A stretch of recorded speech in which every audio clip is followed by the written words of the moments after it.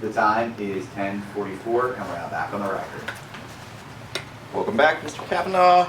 We were talking about some agencies that you worked on in connection with the small agencies team at DOGE. We've talked about two so far. The last one was the African Development Foundation. What was the next agency that you worked at? The United States Institute of Peace. Approximately when was that? March of 2025. What did you do at the U.S. Institute of Peace? We reduced the Institute of Peace to its statutory minimum. What did that involve? It involved terminating all of the existing contracts, grants, and firing all of the employees. Okay. So you terminated all the existing contracts, grants, and fired all the employees at the U.S. Institute of Peace? Objection. You can answer. Effectively, yes. What's the objection? Form. What's the objection? Form. Form in what sense? Well, I mean, you're partially just repeating what he said, but then in a slightly different way. Okay.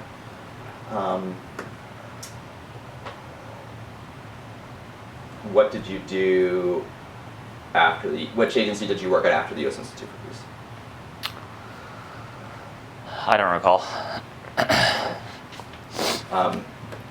So it sounds like essentially you were tasked with going to each of these agencies, terminating all grants, contracts, employees that weren't statutorily necessary. Objection. That was the case for agencies that were listed in an executive order where the White House stated through EO that they be reduced to statutory minimum, yes. And which agencies do you recall that applied to? I don't recall. It's the ones I gave you, plus there was a second executive order in March, I believe, which had another set of agencies. But you also worked at agencies that weren't specifically referenced in an executive order. That's right. Right? And what was your task there?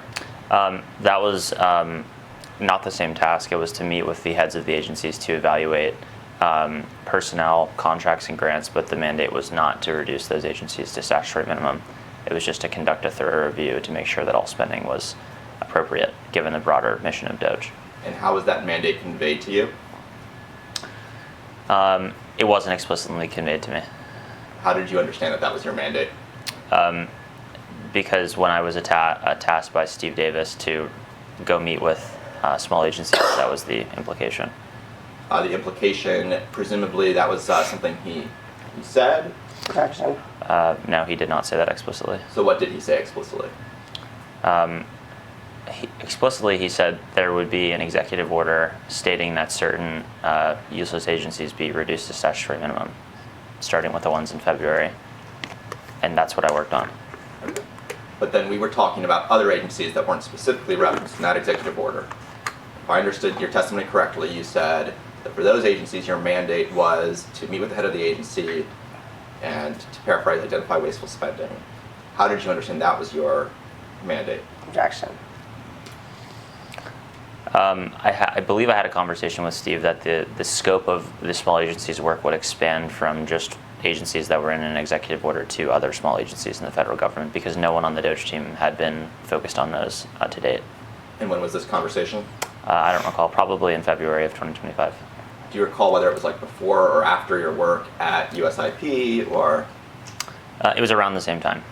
Is it that you focused on the agencies identified in the executive order first, and then you focused on other agencies? That's correct. Okay, and you had a conversation with Mr. Davis, and what did he say? I don't know if it was an explicit conversation. I might have. I don't recall if there was a specific conversation where he said that you should expand the scope to other agencies that were not in the executive order. Well, how did you know to do that then? Well, there were other small agencies. Intuitively, I knew that there were other small agencies in the federal government that no one on the team was focused on. So someone needed to go review those agencies. You just decided that for yourself? I believe it may have been. I don't recall if Steve and I had a conversation about it explicitly.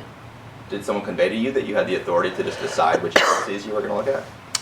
Well, The scope of the agencies in the executive orders were all small agencies. And because I was tasked with leading the small agencies team initially with the agencies in the EO, it was natural for it within DOGE to intuitively and be proactive in expanding your scope.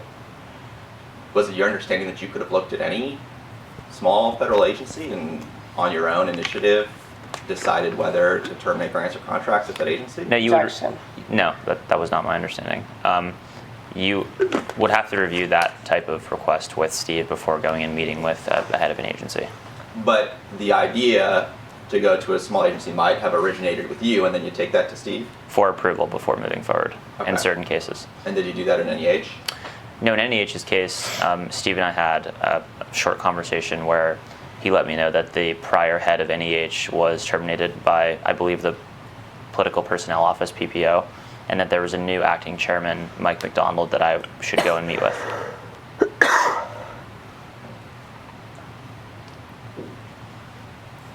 We'll get back to that. Before we do, I want to show you a document. This is our first physical document. We'll label it Plaintiffs 2.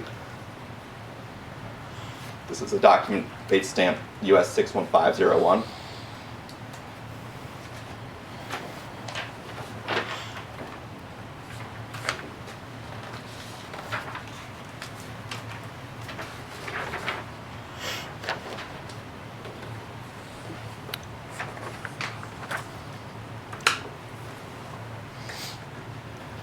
Feel free to take a look.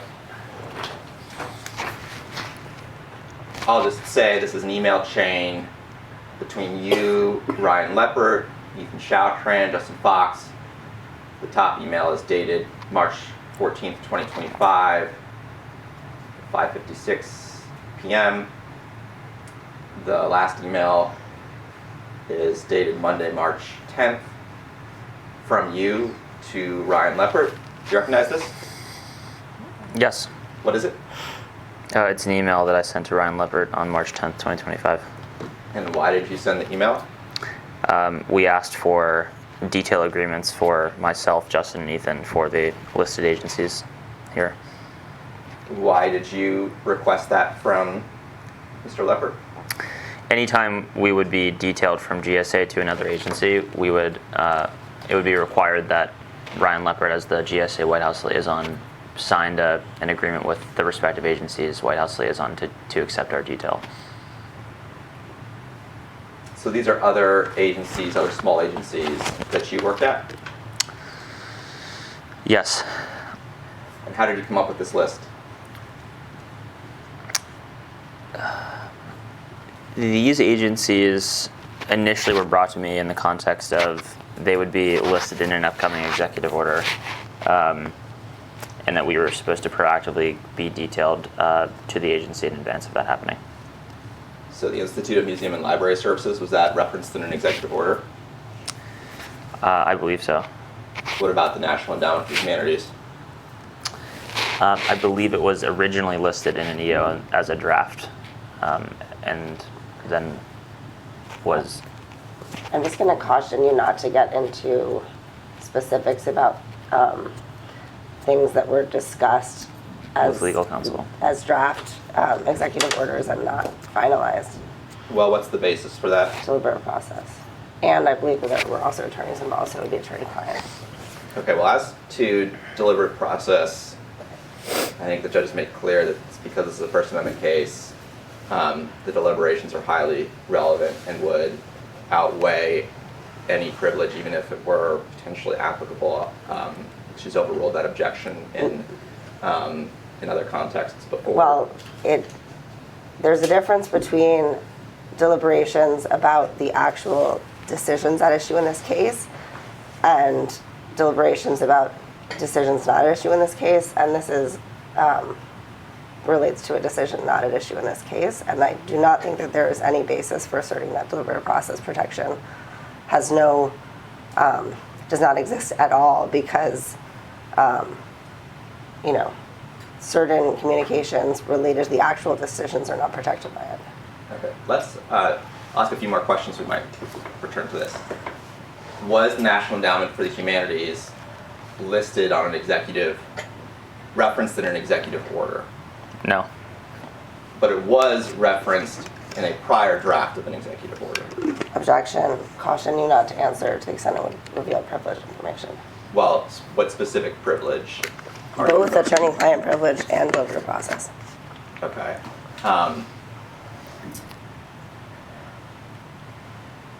Did you see draft executive orders regarding these agencies?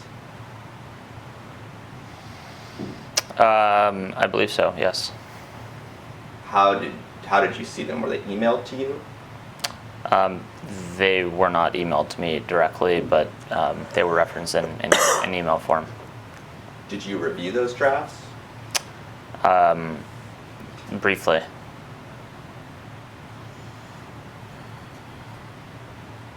So the text of the draft EO was in the body of the email and you reviewed that? I believe so, yes. And who sent that to you? I don't recall. No one sent it to me directly. So you don't recall whether it was a lawyer or not? It was a lawyer, How do you know it was a lawyer? because the sender of the email was a lawyer for the White House, How do you know that? because it was referenced in the email. But I thought you just said you don't remember who sent you this email. No one sent me the email directly. How did you see it? It was, I actually don't recall how I first saw it, to be honest, but it was in email form.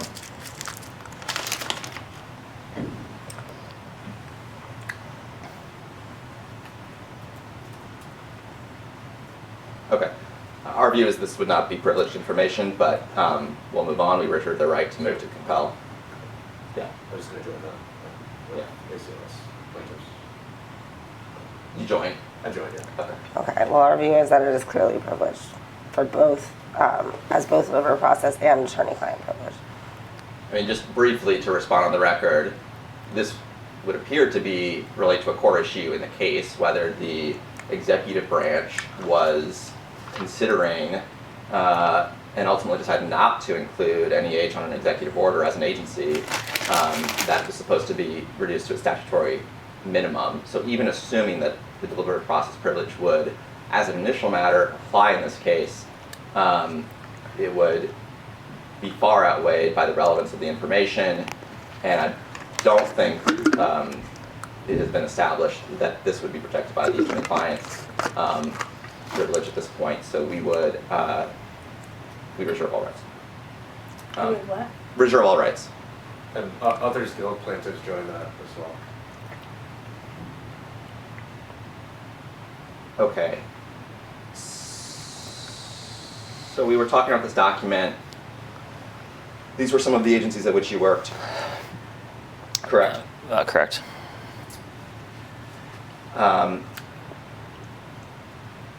Were there any agencies not on this list at which you worked during your time at DOGE?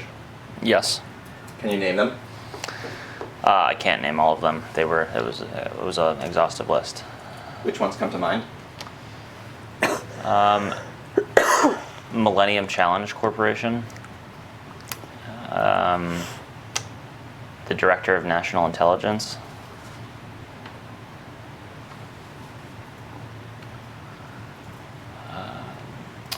AmeriCorps,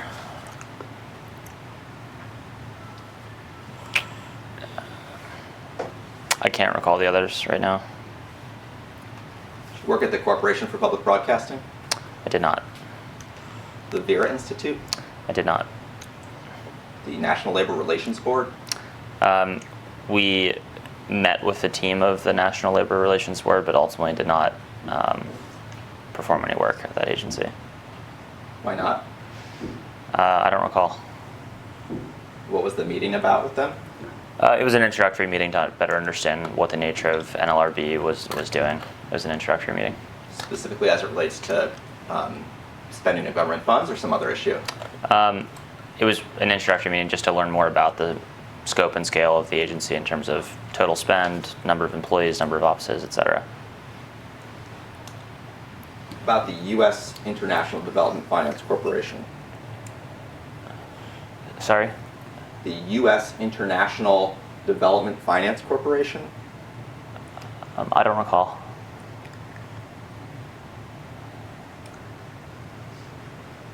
I don't believe so. What did you do at the Millennium Challenge Corporation? We similarly met with the management leadership of MCC to understand their compacts, they call them, which is effectively a grant for foreign spend. So we're trying to understand that, again, total number of employees, contracts, grants. Did you terminate those compacts? Some of them were terminated at the agency's discretion, not by... DOGE did not have the authority to individually cancel contracts. It was always at the discretion of the head of the agency. Okay. Earlier we were discussing some agencies, and I don't think you said that. Why did you emphasize that just now? I'm sorry? Why did you emphasize that just now? Emphasize what exactly? That you had no discretion to terminate contracts? Because you asked if I terminated compacts at MCC. Okay, is that something you discussed with counsel during the last break? No. Okay, it just occurred to you just now? Yeah, because you asked me if I terminated the compacts, and I didn't. Okay. And what, so contracts were terminated at MCC? I don't know if contracts were terminated, but compacts, there's a distinction. I believe certain compacts were terminated by the head of MCC. Okay. What about at the DNI? I did not terminate any personnel grants or contracts at ODNI. It was done by Tulsi Gabbard, the director of ODNI. Well, what was your work at DNI? We had 2 or 3 meetings with ODNI's team. One of my teammates, Marshall Wood, was the lead at that agency, not me personally. And the nature of these meetings were effectively all the same in that context. And what was the result of your work at DNI? There was no direct result actually from our work. Because of the nature of the intelligence community, there was a much longer process to be fully onboarded, such as security clearances. After we met with their team 2 or 3 times, we realized that, and also because of my timing at DOGE, we ended up not terminating anything at ODNI. Later then realized that at their own discretion, they terminated, I think, like 25% of ODNI's headcount. But it wasn't a result of DOGE's actions.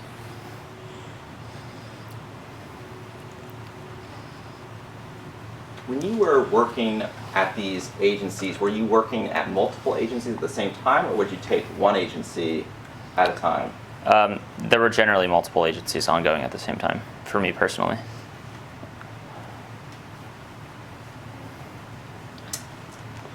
All right, I'd like to look at another document.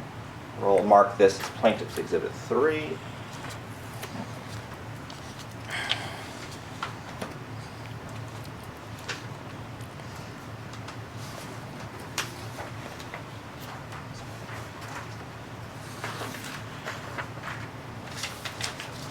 This is a document base stamped US 9508. This is an April 8, 2025 email from your GSA email address to your special.co email address. And it's attaching a spreadsheet called Deletions 330 Scorecard. Do you recognize this? Yes. So you said earlier that special.co is a company that you are founding and in the process of founding now. So would you sometimes forward documents from your GSA account to your special.co account?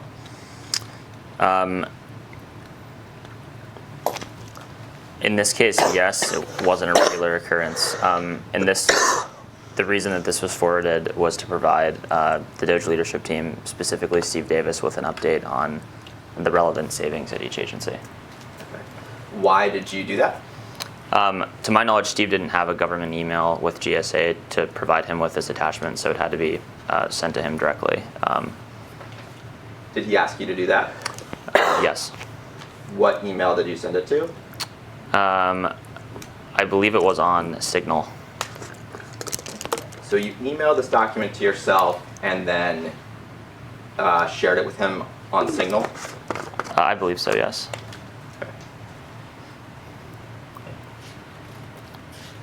Do you recall any other documents you sent to your special.co account? I don't. All right, let's put the attachment on the screen. This is US 9509.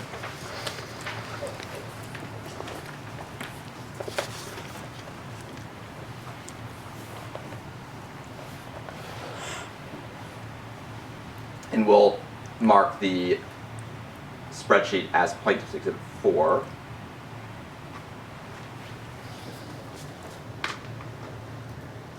So this is the attachment to the email that we were just looking at, right? I believe so. And what are we looking at here?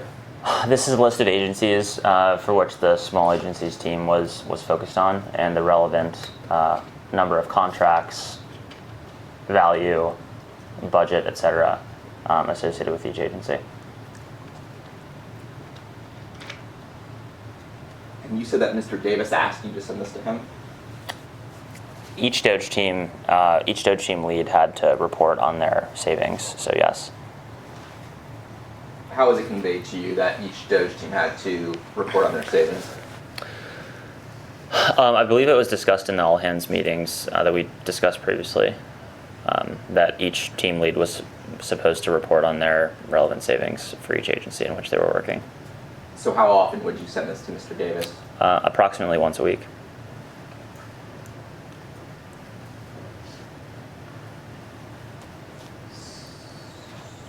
So this shows contracts and grants terminations. That's just what it says on the top row at various agencies, correct? I'm sorry? This shows terminations of contracts and grants at various agencies. That's what it says in the top row, correct? Correct. Including at the National Endowment for the Humanities, correct? That's row 8. Correct. And it shows there's a column for ceiling and there's a column for savings, correct? That's right. Did you create this spreadsheet yourself? I did not. Who created it? I believe the template, the blank version, was created by, I don't know who created it, and then Justin Fox typically would be the one handling the actual reporting of the savings. Okay. So a template was provided to you. Do you remember who provided the template? It was likely Steve. And then Justin Fox filled this one out on a weekly basis or thereabouts? Thereabouts. And he emailed it to you? Yes. And then you emailed it to yourself and you shared it with Mr. Davis on Signal, correct? In this example, yes. Okay. Let's take a look at a document. We could take this down. That will mark as Plaintiff's Exhibit 5.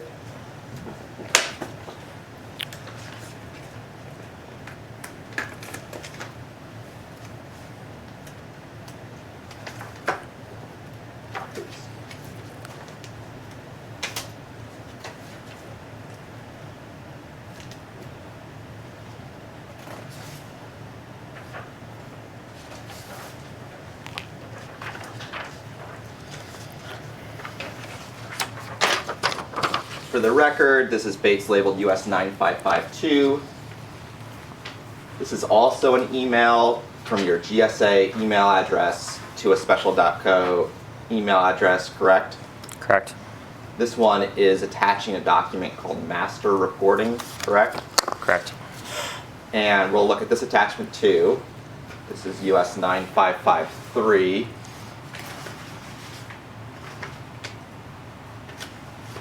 And the attachment will be Plaintiff's Exhibit 6.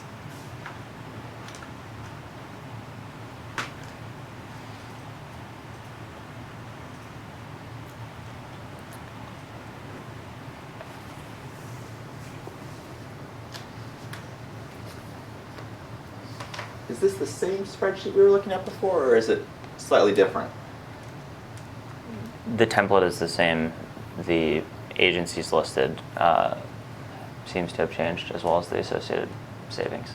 Do you know why it's different? The list would dynamically change depending on week to week what the latest savings were for each agency. So I think the prior spreadsheet was called deletion scorecard, and this is called master reporting.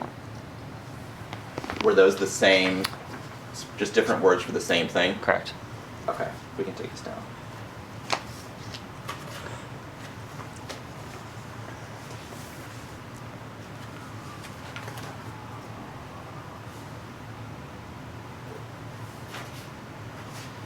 Do you recall offhand when you first got involved with the National Endowment for the Humanities? I believe it was March of 2025. I don't recall the exact date. Okay, and do you recall like the first conversation you had about the agency?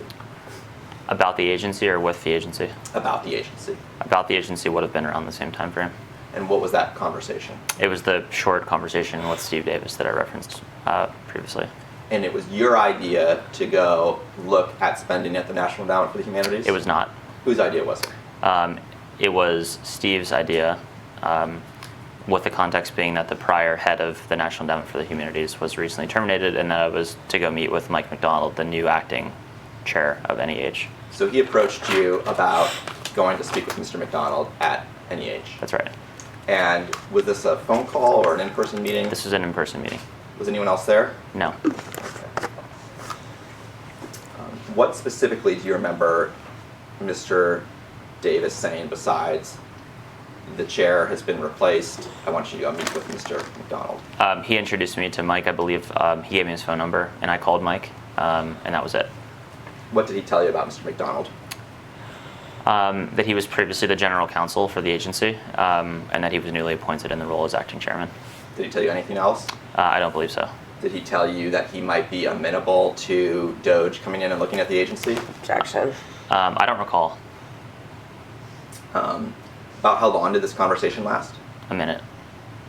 So you had a 1-minute conversation with Mr. Davis when he told you, go look at NEH, talk to Mr. McDonald. Do you recall anything else from the conversation? Substantively, no. That was the extent of the conversation. Did you take notes during the conversation? No. And after you had that conversation with Mr. Davis, did you go talk to anyone else about this assignment? I believe initially no, and then when we first scheduled our meeting with Mike McDonald, Justin Fox was with me as a member of the small agencies team. So he and I were in all of the meetings with Mike. Did you talk to Mr. Fox about the meeting with Mr. McDonald before you actually met? I don't recall exactly what the conversation was, but it would have been something to the effect of, we're going to go meet with the new acting chairman of NEH and evaluate what's going on at the agency. Did you speak with, aside from that possible conversation with Mr. Fox, did you speak with anyone about NEH before you met with Mr. McDonald? No. What did you know about the National Endowment for the Humanities at this point? Very little. You had no prior experience with the agency. Outside of research that I did prior to the first meeting with Mike, no. What was that research? Just browsing the NEH website, understanding key personnel, the size of the agency, etc. But that was after Mr. Davis had that conversation with you? That's right. Correct. You didn't do any work in the humanities in college or anything? No. Okay. Never applied for an NEH grant? I'm No. sure. Never applied for any federal grant? No. I take it. Okay, so then you started working at NEH. You said that Mr. Fox was working there with you. Was anyone else working at NEH with you and Mr. Fox? I don't believe so, no. What about Ethan Chautran? He may have been detailed to the agency from GSA to NEH, but he wasn't physically present in any of our meetings with the NEH team. Was he involved at all in the termination of grants at NEH? I don't believe so. No.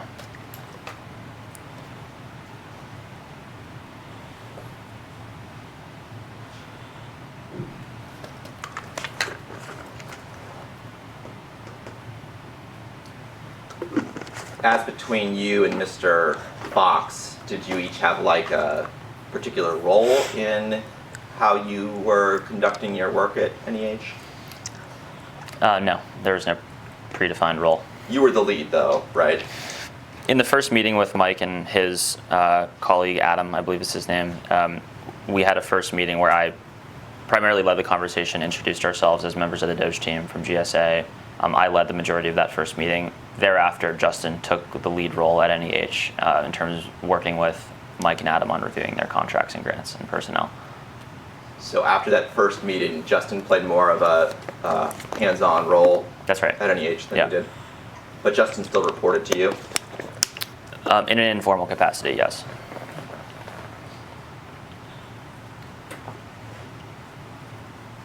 So after you started working at NEH, did you and Mr. Fox have like regular meetings to talk about your work at the agency? We did not have regular meetings, no. Did you have irregular meetings?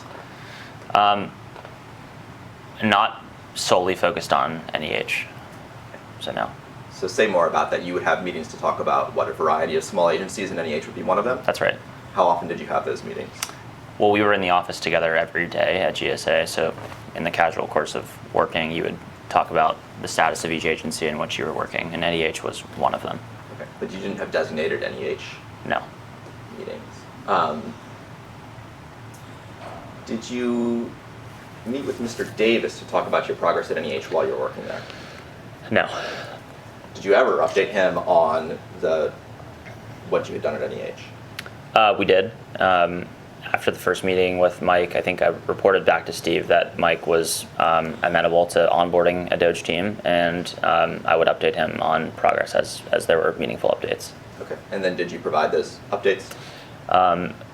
I believe so. I don't remember exactly how frequently. It wasn't on a weekly cadence outside of the scorecard that we looked at together. How did you convey those updates?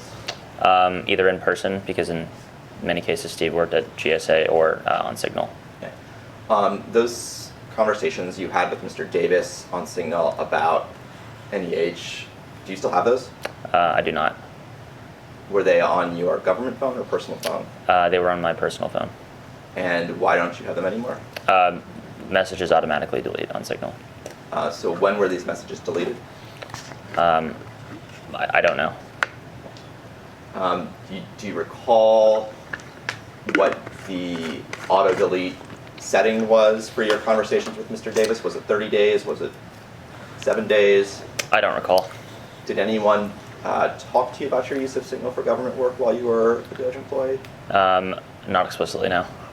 Okay, what about implicitly? I don't believe so. Okay. Has anyone talked to you about your use of Signal since you left government employment? They've not. Okay. I'm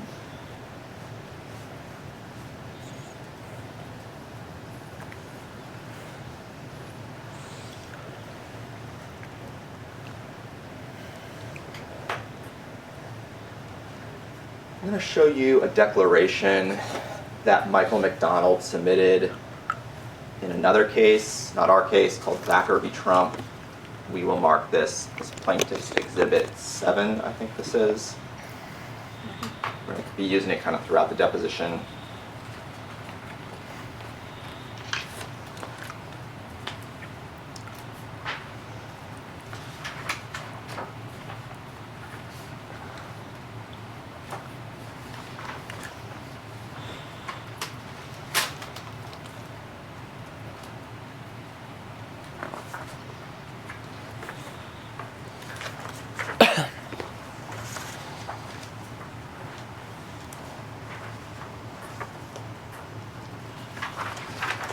Thank you.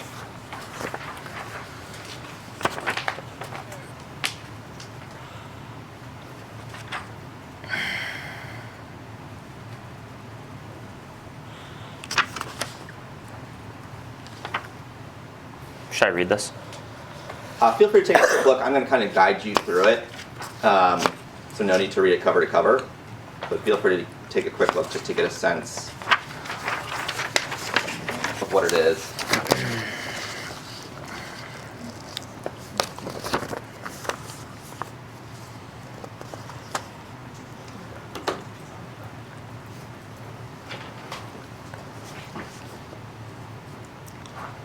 So as you see, this is a declaration that Mr. McDonald submitted in the Thacker case. You can see that on page 2 of the document.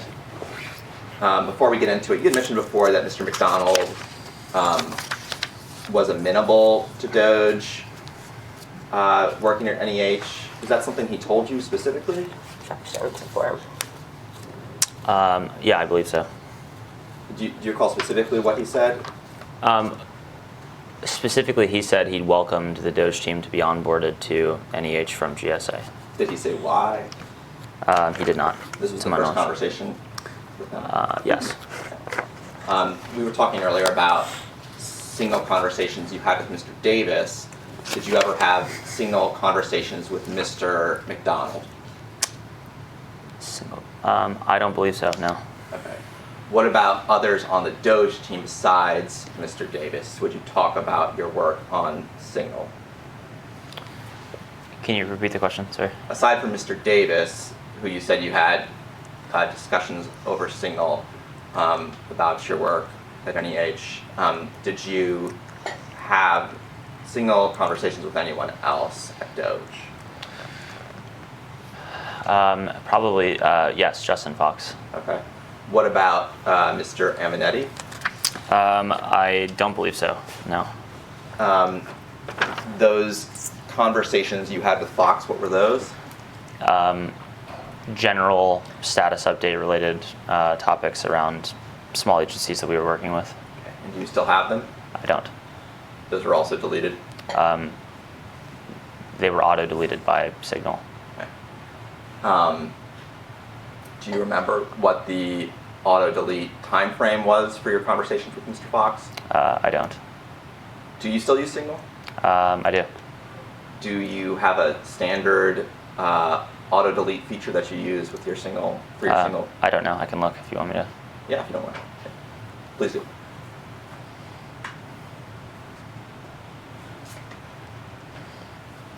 It is 1 week. That's a schedule that you set? I believe it's preset by the app, but I could be wrong. You don't recall setting it I don't. yourself, changing it? No. Okay.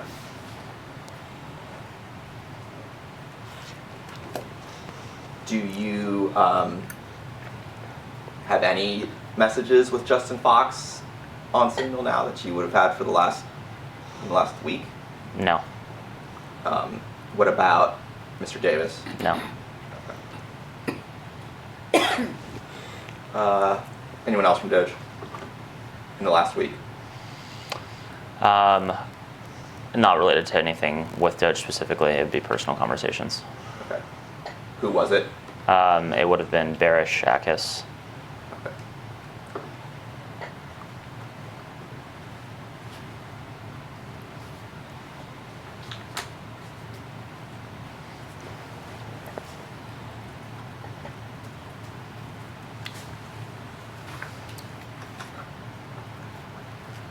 All right, let's take a look at this McDonald declaration. Turn your attention to paragraph 6, and I'll just read it to you. What page are you on?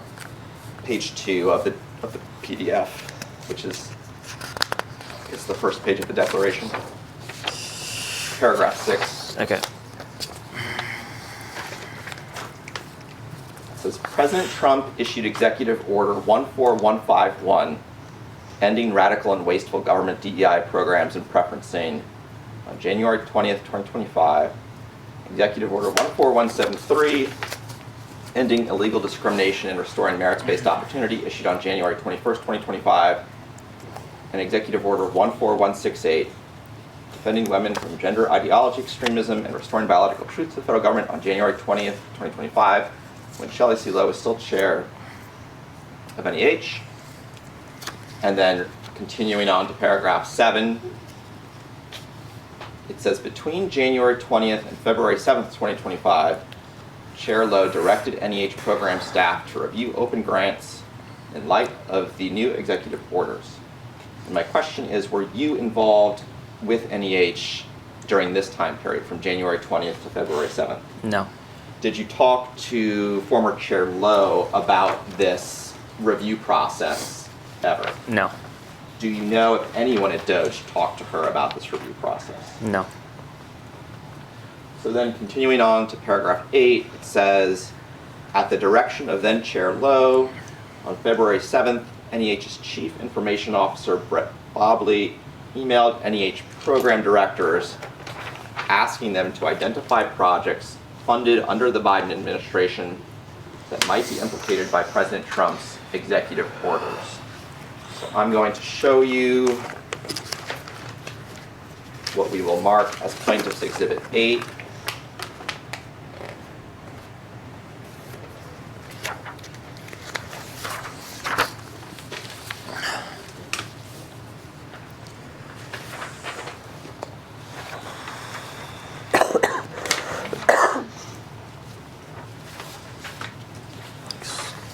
This is Bates labeled AR1, and it's a February 7th, 2025 email from Brett Bobley to, it says division directors, and there are some others copied. And it says, Dear Program Directors, here are the review criteria for reviewing all the awards from 2021 to the present. It says, as per OMB's January 27th, 2025 memo. And then it goes on to ask the recipients of this email to identify certain projects that met certain criteria, such as advancing Marxist equity, transgenderism, or Green New Deal social engineering policies. You see where it says that? Yes. Were you involved at all in this process? No. Was DOGE involved in all with this process? Not to my knowledge, no. Do you know who came up with this criteria listed here? I do not. And then if we return to the declaration, if you have that in front of you still,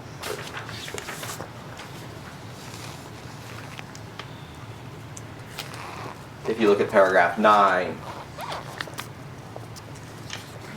Mr. McDonald says, between February 7th and March 16th, 2025, CIO Bobley created a system for staff to mark Biden-era projects on spreadsheets as either high, medium, low, or no connection in terms of the executive orders, and communicated this to NEH program directors. Were you involved in that process at all? I was not involved in creating that list, no. Were you otherwise involved?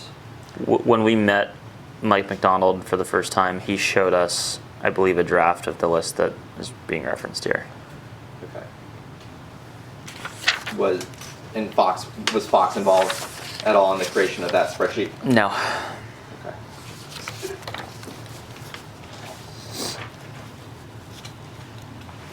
Looking at the declaration, paragraph 11, it says, on March 10th, 2025, President Trump terminated NEH Chair Lowe and appointed me to the acting chairman of NEH. Was DOGE involved at all in the termination of Chair Lowe? Not to my knowledge, no. Were you aware of any discussions about terminating Chair Lowe? No. Do you know why she was terminated? No.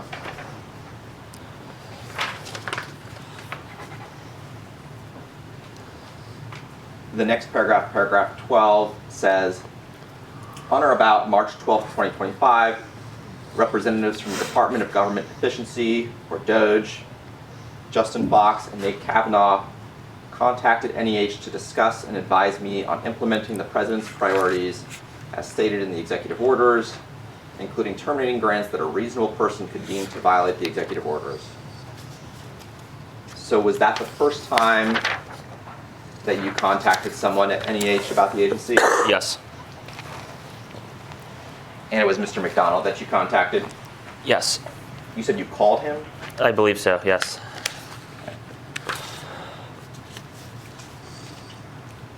So did you have a phone call with him and then an in-person meeting? Yes. And on the phone call, who was on the phone call? Fox? I believe it was just me and Mike McDonald. Okay, and what was said on that phone call? I introduced myself briefly and said we would like to schedule an in-person meeting with myself and another colleague, Justin, in person. And what did Mr. McDonald say? He said, come in today and let's meet. And did he say anything else? I don't believe so, no. How long did that conversation last? I don't recall. Just brief. And was that the conversation where he said he welcomes DOGE at the agency? I don't believe he said that explicitly on the phone call, but he offered to host us at their office, and then in that in-person meeting, he said that he welcomed having a DOGE team onboarded to review the agency's spending.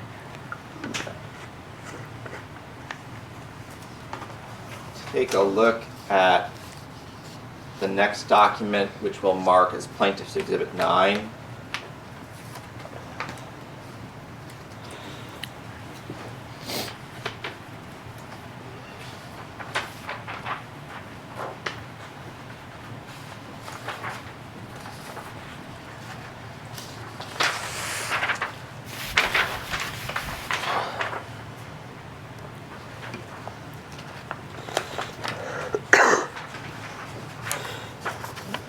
This is Bates labeled AR3.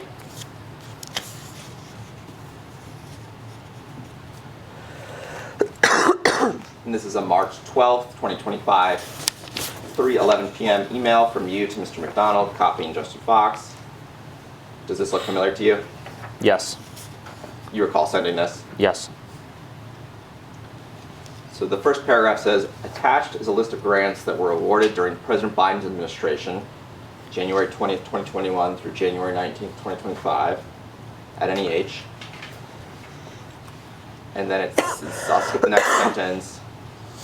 And then it says, in summary, 1,295 grants, $376 million obligated, $54 million outlaid, spent, $322 million remaining, can presumably be clawed back. And then you say, I also flagged the $25 million in grants that we referenced in our meeting in a separate tab. So, a few questions. This summary information that you provide here in the bullet points, how did you get that information? It's publicly available data. On USA Spending? Yes.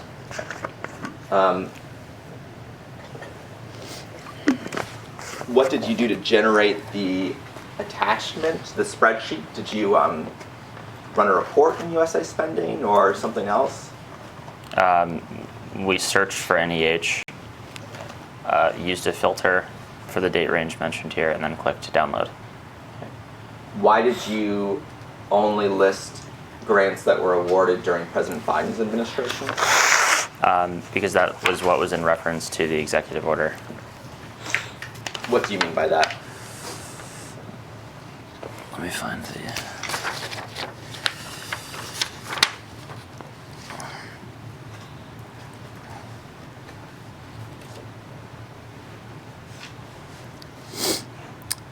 In paragraph 6 of Mike's declaration, those are the executive orders in which I'm referencing.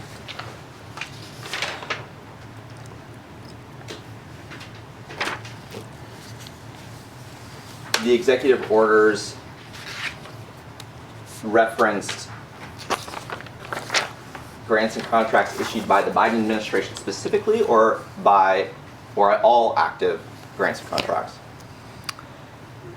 I don't understand your question.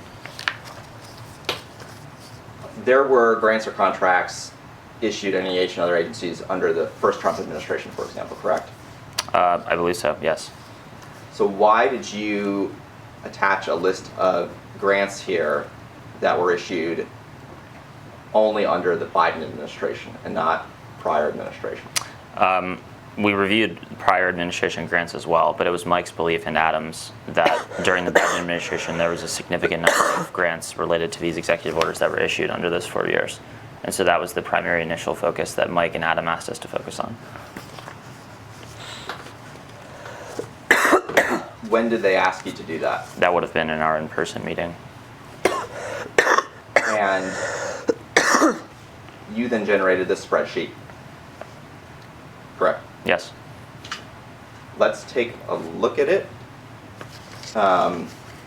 Actually, before we do, just a few more questions on this email.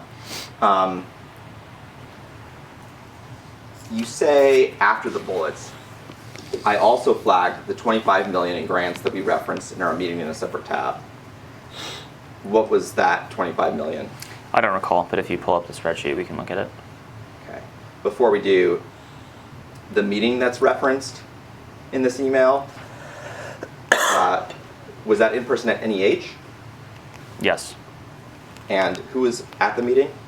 It was myself, Justin Fox, Mike McDonald, and Adam, his deputy or COO. I don't remember Adam's last name. Wolfson? Adam Wolfson. So the four of you? I believe so, yes.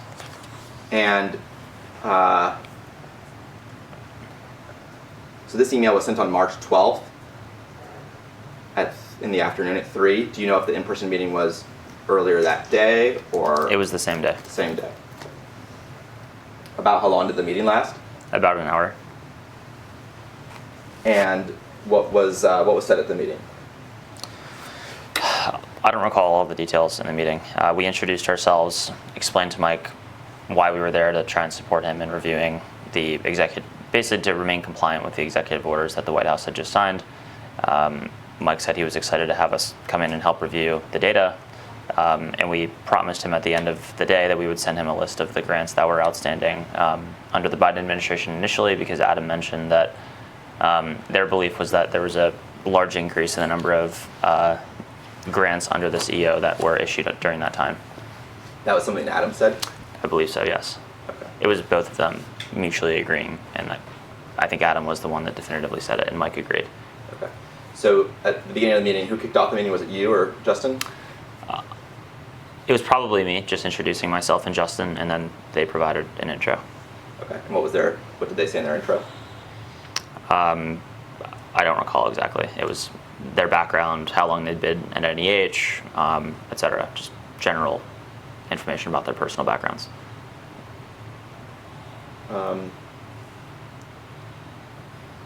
You say in this email that $376 million had been obligated. What's your understanding of the term obligated in this context?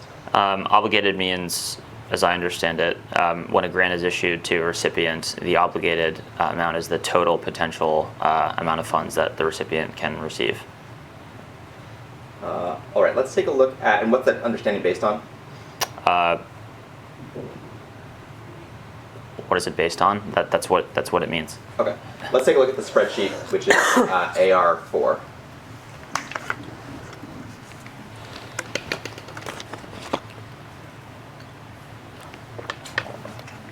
And we'll mark this as Plaintiff's Exhibit 10.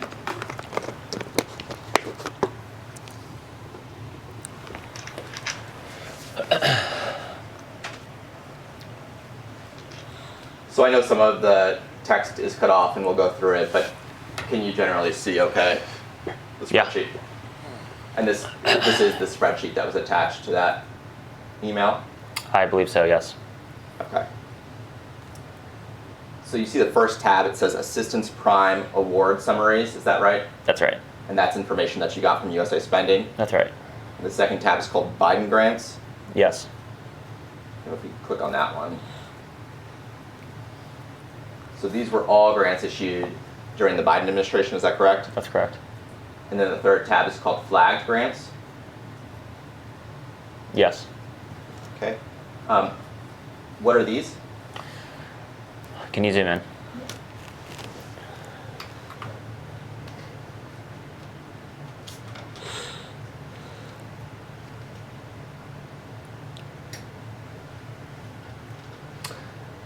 I believe these are grants that we've identified for Mike and Adam that would have been in violation of the executive orders that were signed.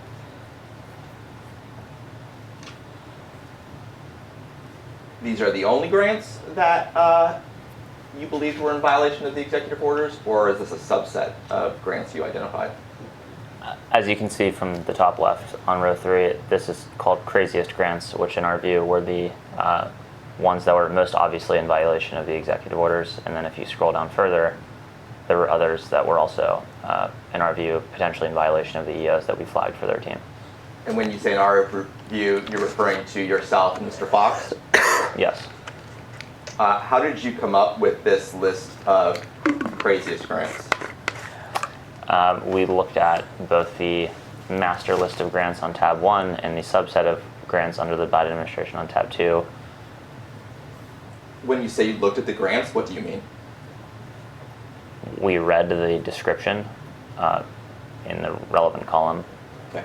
So we could go back and look at that, but that's typically like a paragraph, right? A paragraph description. Does that sound about right? You can go Yeah, back and let's pull look it at up. one. So let's go to Biden grants maybe. And if we can scroll over to let's just look at row 3 here.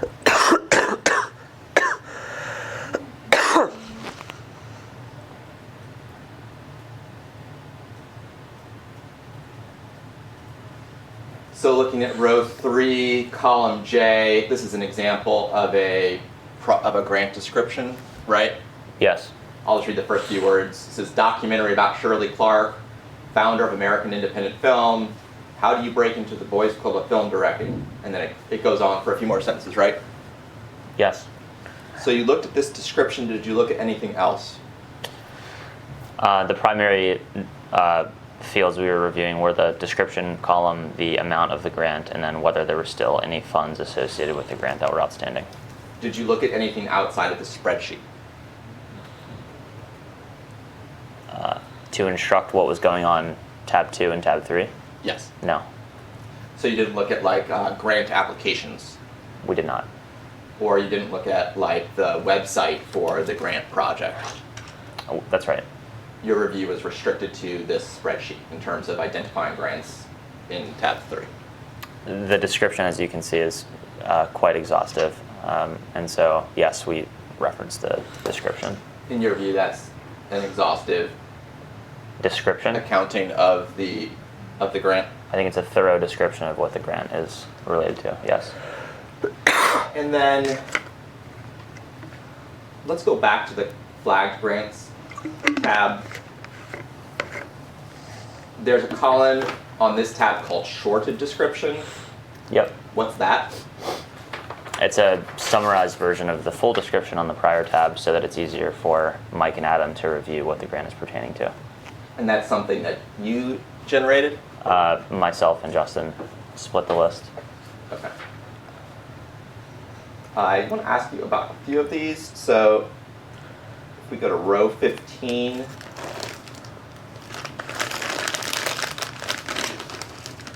the shorted description, is it says examining experiences of LGBTQ military service. And then if we go to the long description, which I think is the next column over maybe, or I think you can stay in that flag grants and just go one over maybe. Yeah, long description. We can expand that. Perfect. So I'll just read this one. It says, examining military service from the margins, the complicated service discussion series will bring together veterans and community members to examine the experiences of service members who identify themselves as female, Black, Native American, LGBTQ, or an immigrant, and the dynamics, reasoning, and strength behind serving a country that does not always serve you in return. Did I read that correctly? Yes. You and Mr. Fox identified this as one of the craziest grants at NEH. I don't know, go to the left. Yes, it appears so. Why did you do that? Because it explicitly says LGBTQ.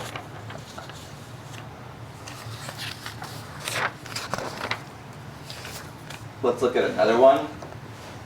Row 20. The shorted description here is legacies of HIV/AIDS prison movements in the United States. And I'll just read the long description.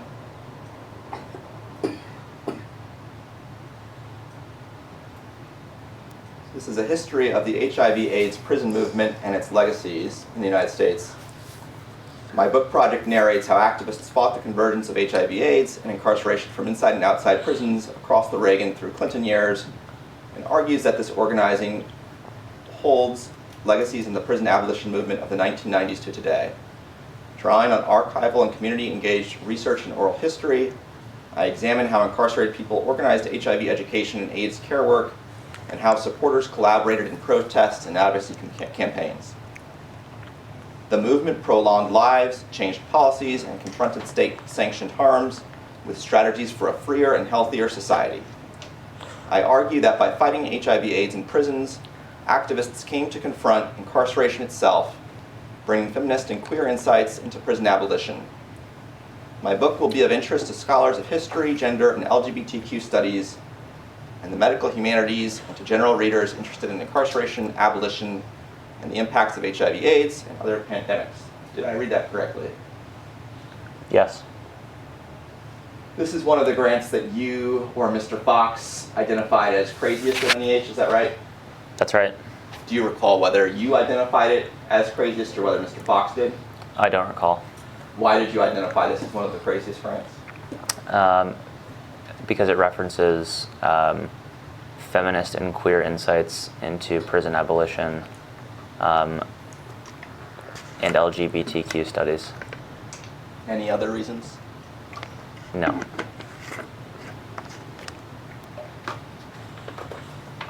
There's a section later on in the spreadsheet called bad grants, if we could scroll down to that.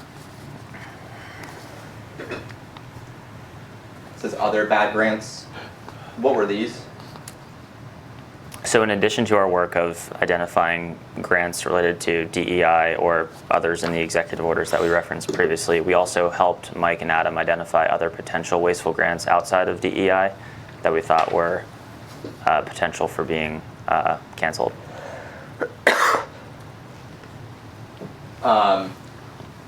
Let's take a look at row 36.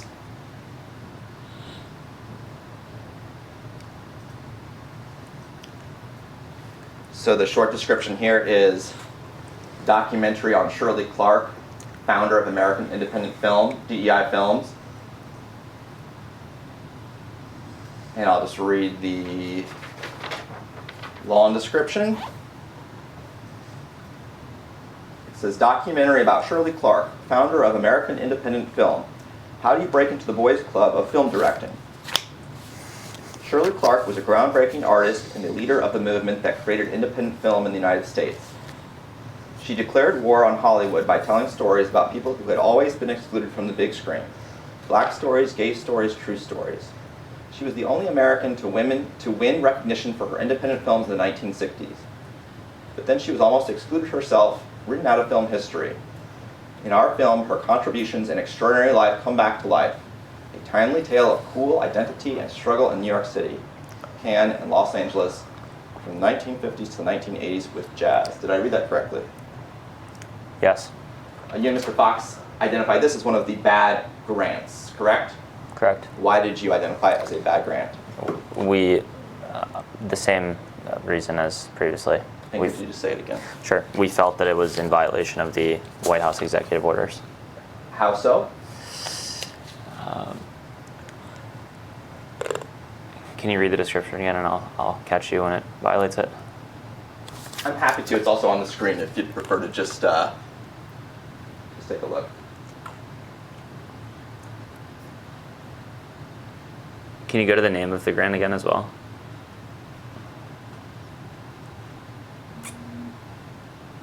The short description is documentary on Shirley Clark, founder of American Independent Film. Yeah, we felt it was in violation of the Executive Order 14151, Why? ending radical and wasteful government DEI programs and preferencing. Well, that's the name of the executive order. Why did this grant violate that executive order? Because it references DEI. It's literally in the name of the grant. And the prior examples you also said were, those were on the craziest list. You said that they were crazy because they referenced LGBTQ, correct? Not LGBTQ specifically. Well, what specifically?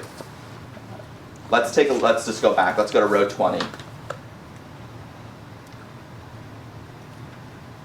This is legacy of HIV/AIDS prison movements in the United States. And let's go to long description. So I thought you had said that this one was crazy because it referenced LGBTQ. Is that? Among other things. So what are the other things?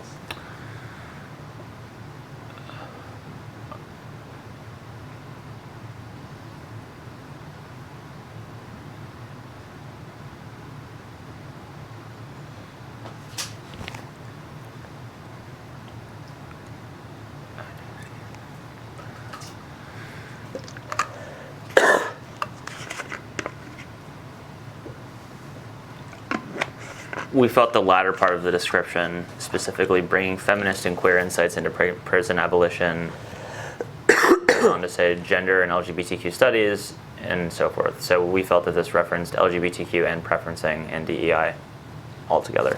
And that made it one of the craziest grants that NEH had. Craziest in the context of being in violation of the executive orders.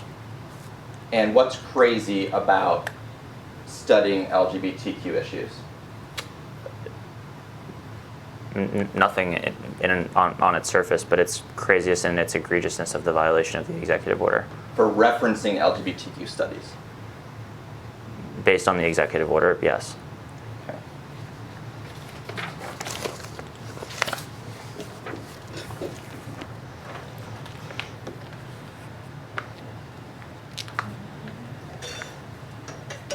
Looking at that bad grant again we were looking at.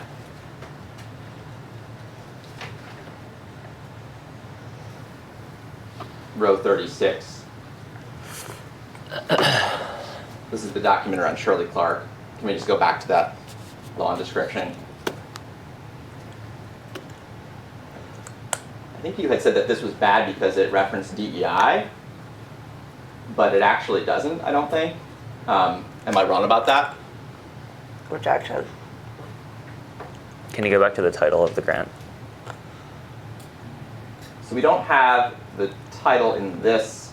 That's the shorted description, I believe. We can maybe go back to the title. If we go to the Biden Grants tab, maybe search for Shirley.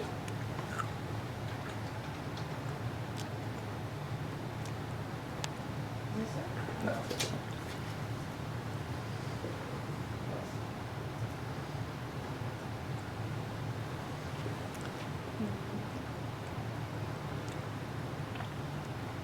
All right, maybe we'll come back to that, but if we look at the law and description at least, the term DEI or diversity, equity, inclusion, that's not in the description. The explicit term DEI is not in the description, correct? Was there something in the description that you thought made it one of the bad grants? Yeah, can we read it again? Yes, please.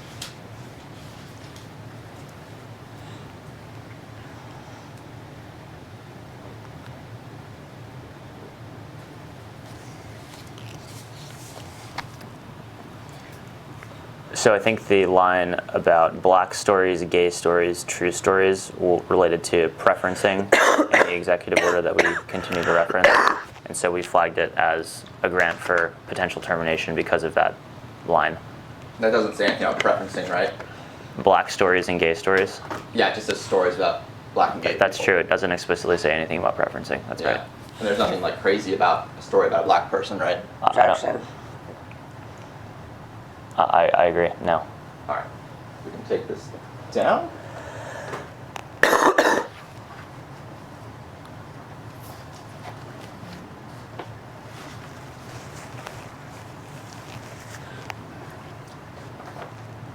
everyone's okay, maybe we'll do another 15, 20 minutes and then break for lunch. Great. Break now. No, I'm good. I'm showing you a document I'll mark as plaintiff's exhibit. I think this would be 11.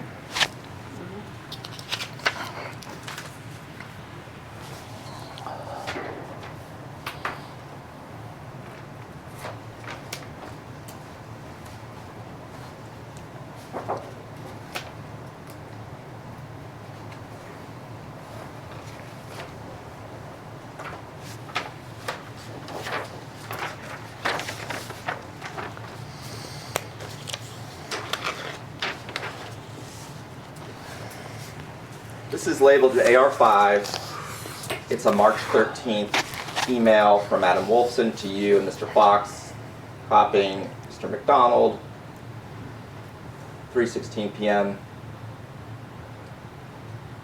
And he says, "Hi Nate, hi Justin, great meeting you yesterday and catching up today." So just to confirm again, the first time you met in person was March 12th, correct? Yes. That's the meeting we talked about before. Yes. And then he says, "and catching up today." So You met on March 13th as well? I believe so. It may have been a phone call. I don't recall. Okay. Do you remember that meeting? Not explicitly, no. Mr. Wolfson says, as discussed, I've copied below the link for the award spreadsheet created by Brett that the program directors used for their historical review of NEH's grants since January 2021. And I think we have AR6, which is that spreadsheet which we'll put on and mark as plaintiff's 11. Wait, we already have an alarm. Sorry, it'll be 12.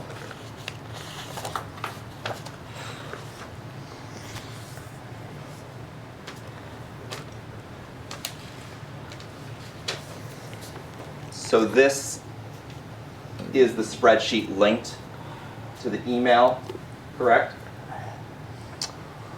I don't know. I assume so. And in the email, Mr. Wolfson says, Mike and I will appreciate having your thoughts and suggestions. So did you review this spreadsheet? Yes. What did you do? We read the program name, the recipient, the description, and the award value to the extent that it existed. And what did you do with that information? We looked at I have not seen all the columns on this file. I don't know. Can you zoom out a little bit or go across the spreadsheet?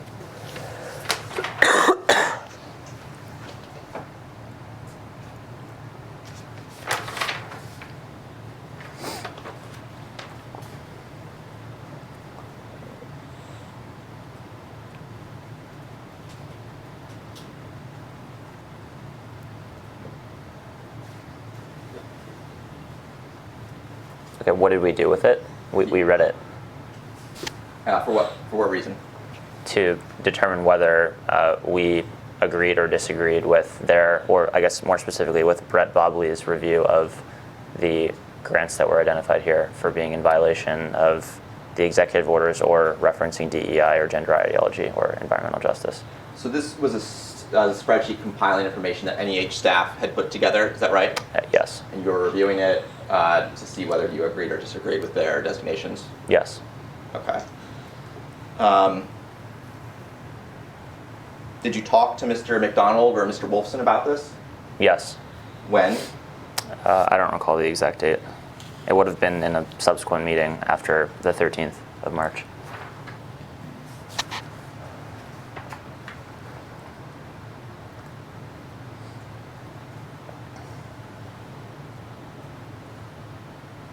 What was said at that meeting? I don't recall exactly. What did you convey to them about your thoughts and suggestions about the spreadsheet? So Justin and I compiled a list that you had just seen in the previous previous file, and we basically reconciled their review of their own grants versus our review of their grants, and then worked together to try and come up with a final list of grants that were either in violation because of DEI or because they were wasteful, in Mike's view. The list that we were just looking at, you compiled that before reviewing this list, right? That's right. And you sent it to Mr. McDonald, Mr. Wolfson before Mr. Wolfson sent you this list, right? Yes. Okay. So you then took this spreadsheet, reviewed it, and compared it to the list that you had done before seeing this? Yes, but the grants at NEH are exhaustive, and we had the entire list before coming up with our own list.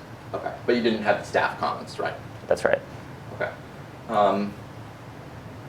All right, I think this is probably a logical place to break for lunch, so we can go off the record. The time is 11:58, and we're now going off the record.